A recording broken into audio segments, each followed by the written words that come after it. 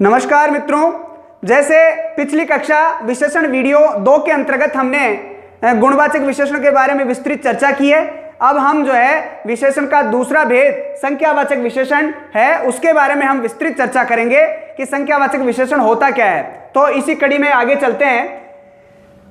गणनीय संज्ञा या सर्वनाम की संख्या संबंधी विशेषताओं का बोध कराने वाले जो विशेषण होते हैं उन्हें हम संख्यावाचक विशेषण कहते हैं। जो गणनीय संज्ञाएं होती हैं, जिन संख्याओं की गणना की जा सकती है, उन गणनीय संज्ञाओं की जो संख्या संबंधी विशेषताओं को प्रकट करते हैं, जिनकी संख्या संबंधी विशेषताएं जो बतलाते हैं, ऐसे विशेषण को हम संख्यावाचक विशेषण कहते हैं। जैसे एग्जाम्पल है, कक्षा में 50 लड़के अध्ययन करते हैं। अब यहाँ जो लड़के हैं वो संज्ञा है।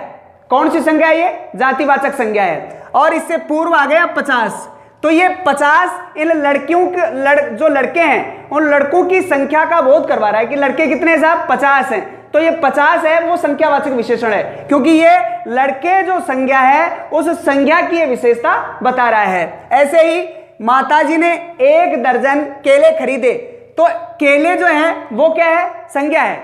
और 1 दर्जन क्या है? इस संज्ञा की संख्या को बता रहा है, तो ये संख्यावाचक विशेषण हो गए। 1 दर्जन क्या है? यहाँ पर संख्यावाचक विशेषण है, और केले क्या है? यहाँ पर संज्ञा है। तो 1 दर्जन के द्वारा केले संख्याओं की विशेषताओं को बताया जा रहा है, इसलिए 1 दर्जन यहाँ पर क्या हो गया? संख्यावाचक विशेषण हो गया। ऐसे ही झगड़े में कई लोग मारे गए, तो जो लोग हैं वो क्या है? यहाँ पर संज्ञा है, और इससे पहले कई आ गया, तो ये कई जो है वह लोगों की संख्या को बता रहा है कि साहब बहुत से लोग थे, कई लोग थे जो झगड़े के अंदर मारे गए। तो लोग जो संख्या है उसकी विशेषता कई संख्यावाचक विशेषण के द्वारा बताई जा रही है। तो कई यहां पर क्या है? संख्यावाचक विशेषण है। ऐसे ही अब ये संख्यावाचक विशेषण भी 2 प्रकार के होते हैं, यानी संज्ञा तथा सर्वनाम की निश्चित और अनिश्चित संख्या के बोध के हिसाब से ये संख्यावाचक विशेषण 2 प्रकार के होते हैं। वो होते हैं, एक होते हैं निश्चित संख्यावाचक विशेषण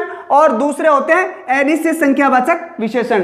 अर्थात जिनसे संज्ञा तथा सर्वनाम की निश्चित संख्या का बोध होता है वो निश्चित संख्यावाचक विशेषण है, और जिनसे संज्ञा तथा सर्वनाम की निश्चित संख्या का बोध नहीं होता है, ऐसे जो विशेषण होते हैं उन्हें हम अनिश्चित संख्यावाचक विशेषण कहते हैं। जैसे उदाहरण, अब एग्जाम्पल देखिए। निश्चित संख्यावाचक विशेषण का एग्जाम्पल है, कक्षा में 10 विद्यार्थी आए। तो ये जो 10 है वह विद्यार्थी जो संज्ञा है इसके निश्चित संख्या का बोध करवा रहा है कि साहब कक्षा में कितने बच्चे आए? 10 आए। तो एक निश्चित संख्या का बोध हो गया। ये निश्चित संख्या है 10, बच्चे कितने आए? 10। तो 10 जो है वो निश्चित संख्यावाचक विशेषण है। ऐसे ही 2 दर्जन केले 20 रुपए के हैं। अब ये 2 दर्जन हैं, वो केले जो संज्ञा है उसकी विशेषता बता रहे हैं कि साहब 2 दर्जन है और केले क्या है? यहाँ पर संज्ञा है, तो केलों की निश्चित संख्या का बोध करवा रहे हैं, इसीलिए ये भी क्या है? निश्चित संख्यावाचक विशेषण है। ऐसे ही 20 रुपए के हैं, तो रुपए क्या है? संज्ञा है, और इससे पहले जो है 20 है, तो रुपयों की संख्या का बोध करवा रहे हैं। रुपए कितने हैं? 20 हैं, तो ये भी उनकी एक निश्चित संख्या का बोध करवा रहे हैं, इसीलिए ये भी क्या है? निश्चित संख्यावाचक विशेषण है।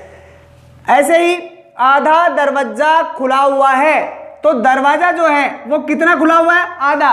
तो उसकी भी निश्चित का बोध करवाने के साथ दरवाजा आधा खुला है या पौन खुला है या पूरा खुला हुआ है, तो यहाँ पर जो आधा है वह भी संख्या की निश्चित संख्या का ही बोध करवा रहा है, निश्चितता का बोध करवा रहा है, इसीलिए ये भी क्या है? निश्चित संख्यावाचक विशेषण है।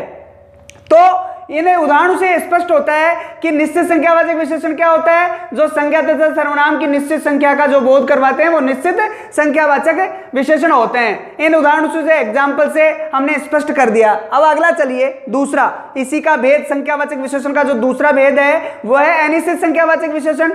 अनिश्चित संख्यावाचक विशेषण के बारे में हमने बता दिया कि साहब जो संज्ञा तथा सर्वनाम की निश्चित संख्या का बोध नहीं करवाते हैं, केवल एक अनुमान ही प्रस्तुत करते हैं। केवल हमारे सामने क्या करते हैं? वो एक अनुमान ही बोध प्रस्तुत करते हैं, अस्पष्ट अनुमान ही हमारे सामने वो क्या करते हैं? प्रकट करते हैं, इसीलिए वो अनिश्चित संख्यावाचक विशेषण होते हैं। जैसे ये होते हैं कुछ। अब ये जो कुछ है वो अनिश्चित संख्यावाचक विशेषण है कि साहब कुछ है, तो कुछ का मतलब नहीं है, निश्चितता का बोध नहीं करवा रहा है। बोध तो हो रहा है, संख्या का बोध हो रहा है, लेकिन अनिश्चित संख्या का बोध हो रहा है, केवल अस्पष्ट जो है अनुमान ही ये प्रस्तुत कर रहा है।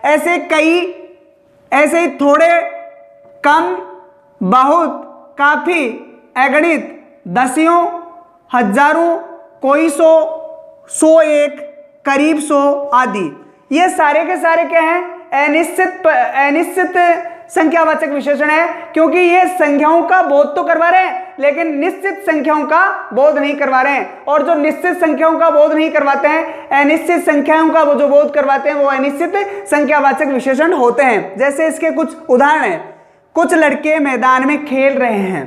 अब यहां लड़के क्या है? संज्ञा है, और कुछ इससे पहले आ गए तो ये क्या हो गया? विशेषण है। लेकिन ये कौन सा विशेषण है? अनिश्चित संख्यावाचक विशेषण है। क्यों है? क्योंकि लड़के तो खेल रहे हैं, लेकिन कितने लड़के हैं ये बिल्कुल स्पष्ट नहीं कि साहब 10 हैं, 15 हैं, 20 हैं। कुछ लड़के खेल रहे हैं, उनकी संख्या जो है हमारे सामने बिल्कुल एग्जैक्ट जो फिगर है वो हमारे सामने नहीं है। बस लड़के खेल रहे हैं, कुछ खेल रहे हैं, तो ये अनिश्चित संख्यावाचक विशेषण होता है। ऐसे ही मेरे पास बहुत से रुपए हैं, तो मेरे पास बहुत से रुपए हैं। यहां पर रुपए क्या है? संज्ञा है, और संज्ञा की विशेषता बता रहे हैं बहुत से, तो ये भी क्या है? एग्जैक्ट फिगर हमारे सामने प्रस्तुत नहीं कर रहे हैं कि साहब रुपए कितने हैं, 100 है, 200 है, 500 है, 1000 है, बहुत से रुपए हैं। अब ये बहुत से हैं, वो अनिश्चित संख्यावाचक विशेषण का ही रूप है। ये अनिश्चित संख्यावाचक विशेषण होते हैं क्योंकि ये संज्ञा तथा सर्वनाम की निश्चित संख्या का बोध हमारे सामने प्रस्तुत नहीं कर रहे हैं। ऐसे ही बस थोड़े से पन्ने लिखने बाकी हैं, तो जो पन्ने हैं वो संज्ञा है, और इससे पहले आ गया थोड़े, तो थोड़ा कितने पन्ने? 1 है, 2 है, 5 है, 10 है, 15 है, 20 है। इसका हमारे सामने बिल्कुल एकदम जो है वास्तविक ज्ञान हमको प्राप्त नहीं हो रहा है कि साहब पन्ने कितने हैं, लिखने कितने बाकी हैं। इसका हमारे सामने बिल्कुल जो है वास्तविक ज्ञान हमें प्राप्त नहीं हो रहा है। तो ये जो थोड़े हैं वो भी क्या है? अनिश्चित संख्यावाचक विशेषण ही होते हैं, क्योंकि ये संख्या तथा सर्वनाम की निश्चितता का बोध नहीं करवाते हैं, इसीलिए अनिश्चित संख्यावाचक विशेषण है। तो इस प्रकार हमने आज निश्चित और अनिश्चित संख्यावाचक विशेषणों के बारे में पढ़ा। तो जैसे मित्रों आज हमने विशेषण का दूसरा जो भेद था संख्यावाचक विशेषण, उसके बारे में हमने विस्तृत चर्चा की कि साहब संख्यावाचक विशेषण क्या होता है और ये कितने प्रकार का होता है। तो इसके दोनों भेद निश्चित और अनिश्चित संख्यावाचक विशेषण के बारे में हमने विस्तृत चर्चा की। तो अब जो हम अगला हमारा वीडियो जो लेके आएंगे, विशेषण वीडियो नंबर 4 आपके सामने जब लेके आएंगे, तो उसमें आपको बताएंगे परिमाणवाचक विशेषण क्या होता है, इसके कितने भेद होते हैं। तब तक के लिए आपके अपने इस अशोक खांडल को विदा। नमस्कार, धन्यवाद।